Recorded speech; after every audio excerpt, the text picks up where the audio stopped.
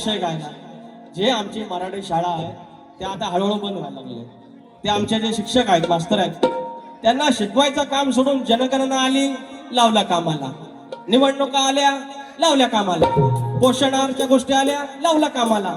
आणि मग उरलेला वेळ जरासा कुठं आहे, मग पोरांना शिकवणार. आणि मग आमची अपेक्षा असणार, पोरांनी आमच्या मराठी शाळेतल्या पोरांनी डॉक्टर व्हायचं, इंजिनियर व्हायचं, MPSC करून ऑफिसर व्हायचं, कसं होणार. म्हणून आपण म्हणतो शिक्षकांना एवढा पगार आहे, तेवढा पगार आहे, पण त्यांचं जे विद्यादानाचं काम आहे तेच उत्तमरित्या झालं पाहिजे. भाऊजी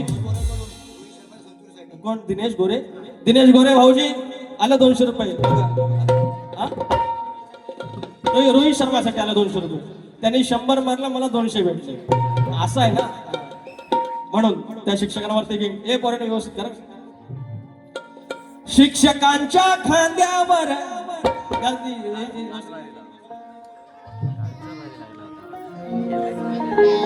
शिक्षकांच्या खांद्यावर किती कामाचा हो बोझ.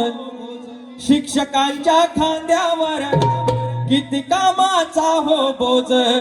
काम शिकवायचं सोडून हो सांगा, लादणार किती ओझ. काम शिकवायचं सोडून हो सांगा, लादणार किती ओझ. काम शिकवायचं सोडून हो सांगा, लादणार किती ओझ. काम शिकवायचं सोडून हो सांगा, लादणार किती ओझ. शिक्षकांच्या खांद्यावर शिक्षकांच्या